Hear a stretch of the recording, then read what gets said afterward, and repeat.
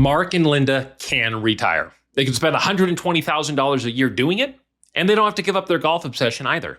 They just can't do it the way they were about to. Now, before we get into a single number, I want you to understand how they got here because it matters. In 35 years of working, nobody showed them how to spend their own money. The company that held Mark's 401k got paid to hold it. The fund company got paid to invest it. HR got paid to enroll him.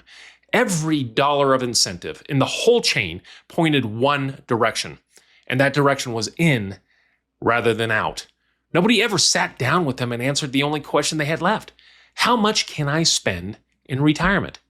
So when I tell you that Mark and Linda don't have a retirement plan, I don't mean they did something wrong. They saved. They did the hard part. But saving and spending are two completely different things. And nobody ever showed them how to do the second one. So let's build a retirement plan. And to do that, I've got to introduce you to them. Mark is 63 and he's a pharmacist. He spent more than 30 years on his feet behind the counter, filling scripts and making sure his customers received the medicine they needed. His salary is $170,000 a year. Linda is 61. She works part-time, mostly to stay around people and be active in the community, and she brings in about $5,000 per year. Mark's 401k has $1.5 million in it. They've got $60,000 in a joint savings account at the bank, and they both max out their Roth IRA every year, including catch-up contributions. So each of those Roths is worth around $20,000 today. So let's round it off, and they've got $1.6 million saved for retirement. And they want $120,000 a year to live on. That's a net number, so that's the amount that needs to hit their checking account every year after taxes. Now, $120,000 isn't really one number. It's a whole stack of different expenses, and they don't behave the same way. Some of them climb every year, some of them barely move. And one of the biggest expenses is going to disappear entirely partway through their retirement. So before I open any software, what we do is what we call a retirement inspection. And the first thing we inspect is their cash flow. Their mortgage is $2,800 a month, principal and interest. So that's $33,600 per year. They've got about 12 years left, which means it's paid off the year Mark turns 75. Now, here's the thing about the mortgage payment. It doesn't inflate. It'll be $2,800 a month years from now, same as today. Their property taxes and homeowners insurance, on the other hand, that's a separate conversation entirely, and that's about $10,800 a year. And those absolutely do get more expensive, usually faster than regular inflation. Then we have groceries, utilities, phone, internet, gas in the car, and that's about $22,000 a year, going up around 3%. Eating out, entertainment, spoiling the grandkids, that's about another $9,000. Healthcare is costing them about $5,600 a year right now because Mark's employer is actually quietly eating most of it. So that number will obviously increase. And then there's golf. They both play. They're both in leagues. They're out there 3-4 times a week. And they live where it gets cold. So come November, the golf doesn't stop. It just moves. Dues and fees and equipment run about $18,000 a year when they're home. But then you have the winter trips somewhere warm, plus a couple bucket list trips they've been dreaming about for years, and that's another $16,000. So they're spending about $34,000 per year on golf, which means Mark and Linda spend almost exactly as much on golf as they do on their house. When Mark told me that, he said it in a way that people do when they're kind of bracing to get judged for it. And I told him, but I'll tell you, golf isn't the problem. Golf is the point. It's the reason he stood behind that counter for 30 years. And I'm not about to fix his retirement by taking away the whole reason he wants one. So the golf stays, all of it. But watch what breaking down those expenses just did. 28% of their spending doesn't inflate at all. Their healthcare climbs about 6%, golf and insurance run closer to 4%. When you blend it all together, their real inflation rate in year one isn't 3.25%. It's closer to 2.6%. And that sounds kind of like a rounding error, but over 30 years, it's worth a few $100,000. And it could be the difference between telling someone they can retire right now and scaring them into working 5 more years than they needed to. And there's one more piece to their spending, that it won't stay flat. It's going to go up and down. There'll be years when these two are on a plane every other month. And then years that they just feel like they won't want to go. At the very end, the biggest line on the page won't be golf. It'll be medical care. All three of those phases go into the plan because the alternative is pretending they'll spend money at 90 the same way they do at 63. And nobody does that. The next thing we inspect is how all of that money is actually taxed. Mark looks at his statement and sees $1.6 million, but $1.5 million of it is in a pre-tax 401k. He's never paid a dime of income tax on any of it, which means he's got a partner in that account. He didn't pick the partner never sends a birthday card, but every single dollar that comes out is getting split with Uncle Sam. So when they need $120,000 in the bank, they can't just pull out $120,000. They've got to pull quite a bit more out because they have to pay taxes on it. And at 75, they lose the choice on if they want to withdraw it or not. That's when required minimum distributions kick in and the government stops asking. They start telling them how much they have to take out of that account and pay tax on. Again, whether they need the money that year or not. The last thing we inspect is how it's invested. And what we find is that 94 cents of every dollar these two own is riding on the stock market. For 30 years, that was exactly what they should be doing. That was the right thing to do. When you're working and the market drops, well, that's a gift because your next paycheck buys the same funds on sale. And you got decades for it to bounce back. But the day the paycheck stops, that same drop turns into something completely different.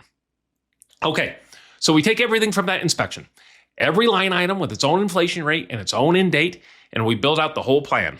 Now, obviously, there are more things that go into a retirement plan like healthcare and legacy planning, but this is where we start. So we run it through a second tool called a Monte Carlo simulation that tests it against 1,000 different market histories, and it hands back one single number. And they call it a probability of success. And that means exactly what it sounds like. Out of 1,000 possible futures, how many scenarios does the money actually last? Mark and Linda, retiring today at 63, everything exactly as it sits right now, came back at 64%. 64%. That's more than 1 in 3 chance that a couple who saved $1.5 million runs out of money before they run out of life. And Mark asked me the only question worth asking. How? How do you save that much and still get handed a coin flip? So let me show you instead of just telling you. And the best way to do that is to run their plan through the past 26 years of actual data. Our planning software lets me take Mark and Linda's plan and drop their retirement right into a real stretch of market history. So let's do it. Let's retire them at the start of the year 2000 and run them all the way through today. And this is a fair fight because that stretch has everything in it. It opens with the dot-com crash 3 years in a row that lost, then 2008 where the market falls more than half from its peak to bottom. But it's also got one of the greatest bull runs in history. So good years and brutal years in the order that they really happened. And here's what it does to them. Mark retires into it at 63. He's pulling his income straight out of a portfolio that's almost all stocks. Those first 3 years, the market's falling, and he's selling shares the whole way down to buy groceries and cover the mortgage and to play golf. Now, every share he sells at the bottom is a share that isn't there to recover when things turn around. And they do turn around, but it doesn't matter as much as he'd think because he's already got fewer shares to grow. By the time 2008 shows up, there's less standing there to take the hit, and he's still pulling income all the way through the middle of it. The money runs out in his early 80s. Linda's still in her 70s. She's healthy, and she's got 20 years of life left with no portfolio underneath her. And the frustrating part is on paper, the market over those years actually did really well. So how does a couple retire into a market that recovers and still go broke? And it's because of something called the sequence of returns. So here's what I mean. Say you got $500,000 and the market drops by 20%. Well, you're now down to $400,000. But to climb back to where you started, you don't need a 20% gain, right? You need 25% because you're building it back off of a smaller number. That's just how losses work. But when you're retired and you're pulling income out at the same time, well, that same $500,000, the same 20% drop, you're at $400,000, except this year, you also pulled out $30,000 to live on. So you're really at $370,000. And to get back to your original $500,000, you don't need a 25% gain anymore. You need 35%. You just added 10 points in recovery, and you didn't do anything wrong. You just needed to eat that year. That's the trap. When you sell shares in a down market to pay your bills, you lock in the losses. And they're not there to recover when the market comes back. So you're not riding out the dip anymore. You're carving pieces off to the very thing that you're supposed to carry you all the way through retirement. And here's the part that catches people. It isn't about what the market averages over your retirement. It's about the order the good years and the bad years show up. That's why they call it the sequence of return risk. You can get the exact same average return over 30 years. And if the ugly ones land early, well, you can run out of money.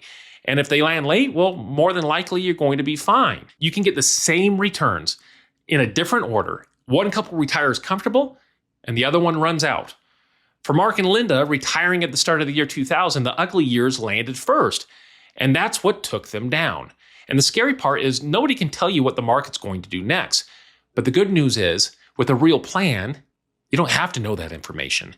Planning means you don't have to predict. If you always keep an umbrella in the trunk, it doesn't matter when it rains. So before I show you anything, let me tell you what I'm not going to do, because that's important. I'm not going to plan for Linda to die early to make the numbers look better. The women in her family live a long time, so we're running her to 95. And I'd rather be wrong in the direction that doesn't hurt her.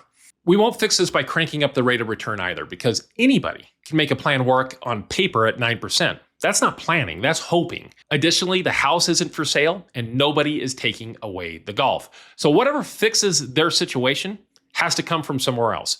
Because why would you build a plan that literally strips out the very things you retired for? You wouldn't.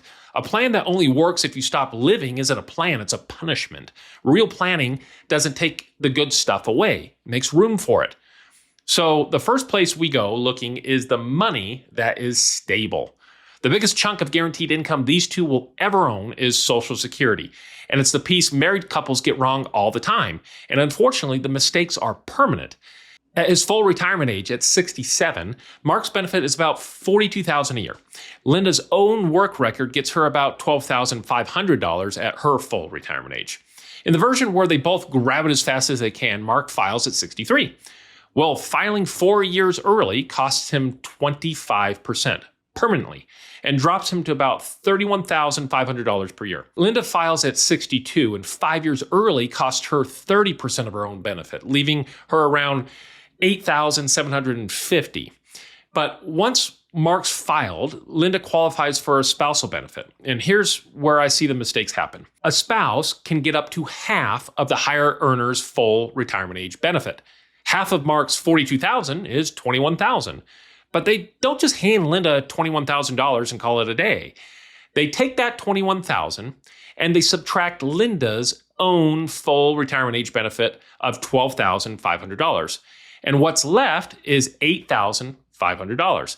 And that's called the spousal top-off. And it gets added on top of Linda's own benefit.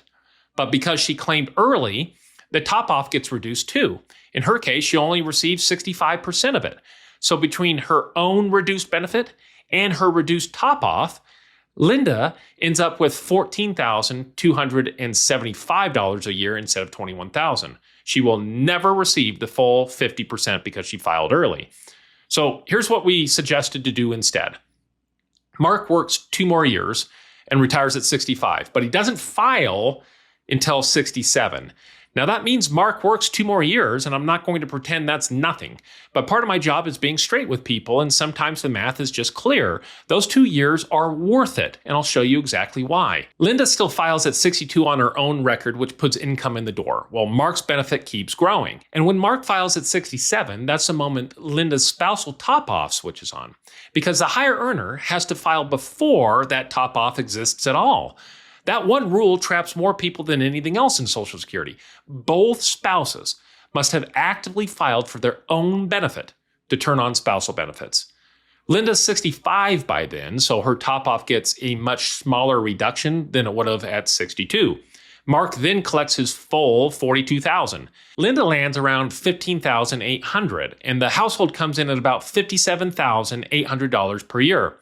That's roughly $12,000 more per year, adjusted for inflation, for as long as either one of them is alive. And not $1 of it came from the market. It came from filing correctly. Now, one thing worth knowing, because it saves people from a bad move, is your own personal benefit grows about 8% for every year you delay past your full retirement age up to 70. A spousal top-off doesn't. It gets no boost for waiting at all. There's no incentive. So for Linda, once she hits 67, her top-off is as large as it's ever going to get. And there's no reason on earth for her to wait past it. For Mark, it's the opposite. Every year he holds off, right up to 70, his own check keeps climbing. So Mark waits, and Linda doesn't. And like I showed you, that's $12,000 more per year for life without relying on the market or taking a dime of extra risk. Just that one fixed moved their success probability from 64% to 79%. Now let's deal with the fact that almost everything they own is still exposed to market fluctuation. This is when we introduce them to our financial house strategy. We like to make everything really simple to understand. Essentially, this is how we maximize the three things everybody wants: liquidity, protection, and growth. Think about how you would build an actual home. You don't hang the windows first. You pour a foundation, you raise the walls, and then you put a roof on top. A retirement portfolio in the spend down years gets built the exact same way, bottom to top, and every layer has a purpose. The foundation is cash. This is for liquidity. Its job isn't to earn a ton of money. It's to make sure that the money they need for groceries in March never depends on what the market did in February. 6 months of living expenses in a high yield savings account is what we recommend. They've already got $60,000 there, so we wouldn't touch it. The walls are where they live, and the walls are income. This is the money that pays the bills from the day Mark retires at 65 until 75, when those required minimum distributions kick in and the old 401k starts throwing off income on its own. For Mark and Linda, that's about $640,000. Here's the whole idea behind the walls. We protect the income and we grow the rest. So the money in the walls goes into things that can't lose principal, that keep pace with inflation, and that stay at least partially liquid so that we can actually withdraw funds from them to live off of. And the roof is the growth. That's the remaining $900,000 out in the market where it belongs, in low-cost ETFs and index funds. We take risk with the roof on purpose so it can pay for luxuries in life, leave something to the kids if they want to, and to make sure inflation never quietly eats away at the life that they've worked really hard to build. And here's the payoff. Because the foundation and the walls are covering every dollar of their lifestyle for 10 straight years, the roof never gets touched. Not once. If a nasty bear market shows up the year after Mark retires, it can't reach the golf, it can't reach groceries, and it certainly can't reach the mortgage. It just sits up there and it recovers, and it's got a full 10 years to do it. Their principal is protected, their lifestyle is protected, and the growth is completely alone to do what growth does. Left untouched at a reasonable rate of return, that $900,000 grows to around $1.6 million by the time Mark's 75. We didn't buy a better return, we bought time. And time is the one thing you can't make more of in retirement. That fix takes them from 79% up to 89% in probability of success. And that brings us back to the $1.5 million that Mark still shares with the IRS. Our whole philosophy on taxes is simple. Pay exactly what you legally owe, down to the penny, and not one single cent more. And one way we can accomplish this is through Roth conversions. So first, let me back up and say what a Roth conversion even is in case you've never done one. It just means that we take money out of a pre-tax 401k or IRA, we pay the tax on it now, and we move it into a Roth account where it grows tax-free and never gets taxed again, ever, including the gains, and no required minimum distributions, no tax on the way out, nothing. Here's why we volunteered to pay tax early. Right now, Mark and Linda are sitting inside the 22% tax bracket with a lot of room left in before they hit the next bracket. After the deductions, there's roughly $68,000 of unused space in that bracket that they're not touching. So we deliberately fill it. We convert about $68,000 this year and again next year, paying 22% on it today so they never pay a higher rate on it later. Now, how you pay the tax on that conversion matters a lot. The most effective way, by far, is to pay out of pocket from a non-retirement account. So every dollar you convert actually gets into the Roth. Mark and Linda can do exactly that because they've got a savings account. And Mark's still drawing a paycheck so they can refill their liquid savings. So that's what we do. But I want to say something here because a lot of people get told the opposite. Not everyone has the ability to write a big check from savings to cover conversion tax. And that's fine. You can still convert and just have the tax withheld from the IRA itself. Now, that's a little controversial. Some advisors will tell you never to do that, but I disagree. $30,000 in a Roth that grows tax-free for the rest of your life is worth more than $40,000 in an IRA that's still got the government's hand in it. Paying out of pocket is better when you can, but not being able to should never stop you from converting. So we run these two conversions, and here's the honest picture of what they get. On the statement, they look poorer for a while. They wrote a check that nobody forced them to write, and the money's gone, and the couple down the street who did nothing has a bigger balance to stare at every quarter. That gap doesn't reverse on the statement. What reverses is underneath it, because every dollar we pull out of that 401k now is a dollar that never shows up as a required distribution later. It never stacks on top of their Social Security and drags more of it into taxable territory. It never creates what's called a Medicare IRMA surcharge, which quietly adds thousands of dollars of premium per year for the rest of their lives. And here's the second gift, hiding in the timeline. The day Mark retires at 65, the paycheck stops.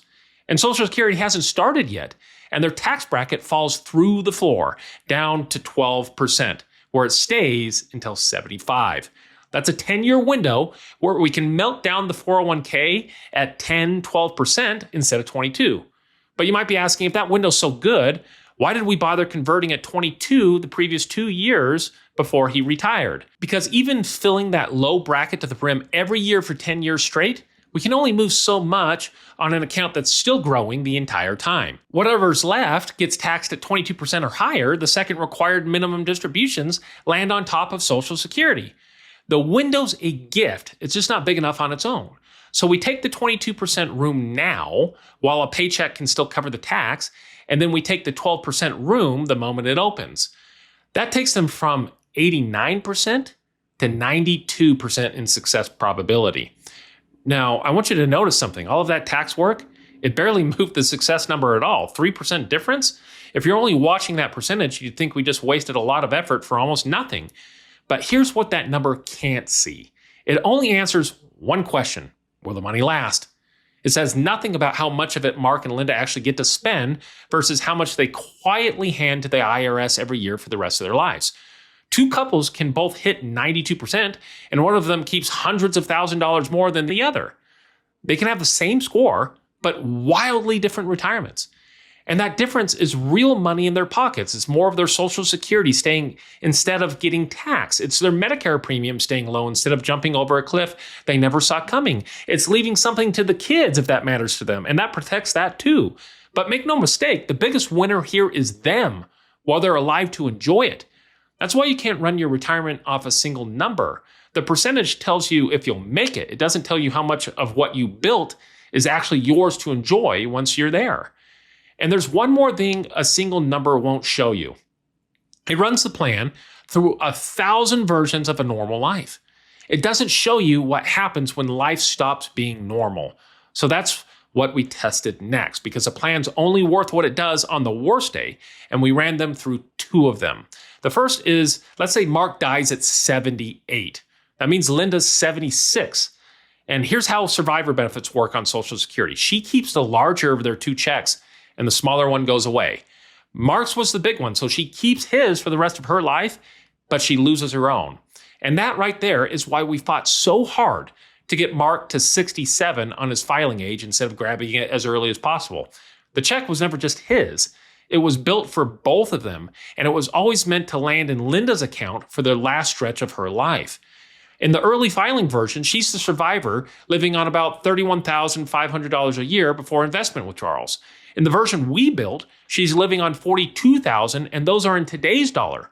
Both of them grow with inflation every year between now and then, which means the gap between them only gets wider. The decision Mark makes at 67 is still paying Linda more every single month when she's 90. But look at what else happens to her that year. She goes from filing a joint return to filing single. Her standard deduction gets cut roughly in half. The brackets squeeze in, so nearly the same amount of income gets taxed at higher rates. And the Medicare surcharge lines for a single person, well, that's about half of where they were for a couple. So Linda alone, on less income than the two of them had together, can end up paying a higher Medicare premium than they ever did as a couple. That's called the widow's penalty, and it hammers widows and widowers hard. Every dollar we moved in that Roth ahead of time is a dollar that isn't feeding that issue. The second bad day is Linda needing care at 85 for 3 years. In today's dollars, a private room in a nursing home runs around $120,000 a year. If you push that out to the year that she actually needs it, well, you're more than $300,000 a year, and that's 3 years running on average. That number ends a lot of retirement plans. It doesn't end this one for two very specific reasons. First, that's exactly what the roof is for. Growth money isn't there to be admired on a statement. It's there to be there when you need it. And second, the Roth. If that care money has to come out of a traditional IRA, covering $300,000 of care means pulling closer to $390 because the IRS takes its cut on the way out. If it comes out of the Roth, $300,000 costs $300,000. Over 3 years, that's about $250,000 of difference. That's what those conversions really bought. Now, remember that stretch from 2000 to today, the one that potentially wiped them out the first time? Let's do it again. The same market, same crashes, same order, same everything. But this time, we run the plan we actually built. The foundation covers the near term, so nothing gets sold in a panic. The walls carry their whole lifestyle from 65 to 75, which means when the dot-com crash hits, and again when 2008 hits, the roof never gets touched. Their protected income is inflation adjusted, so it's climbing right when they need it to. Their mortgage payment sits there frozen while everything else moves, and the roof, left completely alone through both crashes, is standing there in full when the market rips higher in the years that follow. They don't run out of money. They never sell shares at the bottom. Linda makes it to 95 with golf paid for and something left over for the grandkids. The same couple, the same $1.6 million, the same 26 brutal and beautiful years in the exact same order. The only thing that changed is that somebody finally sat down and showed them how to do it. So Mark and Linda retire. They spend their $120,000 a year and they keep the golf, the leagues, the winter trips, the bucket list, all of it. But nothing's free, so here's the bill. Mark had to work 2 more years, and he waits until 67 to file, which buys the biggest guaranteed raise available to them and protects Linda for her life. About $640,000 of their money goes into the walls, where it trades a little upside for the certainty that a bad market can't touch their lifestyle. They pay some tax on purpose in a couple of low bracket years, so they never pay a higher rate on that money again. And they budget the big golf trips heavy through their 70s, because at some point they're going to stop wanting to get on the plane anyway. That's the whole price. And look what they didn't have to do. They didn't have to work to 70. They didn't have to sell the house. Nobody took their clubs away. Those 2 extra working years bought Mark decades of security and bought Linda a protected income for the rest of her life. And there's no portfolio on earth that pays a return like that, because that's what a retirement plan really is. It's not a number you hit. It's a handful of decisions about time, taxes, and risk. And they either work together or they work against each other. And almost nobody ever sits down and makes them on purpose. So if you would ever like a hand applying any of this to your own situation, you'll find a link right below the description whenever you're ready. And just remember, the difference between worrying about retirement and enjoying it usually isn't more money. It's about taking the time to inspect what you already have and building a plan around it. As always, I appreciate you spending part of your day with me, and I'll see you in the next video.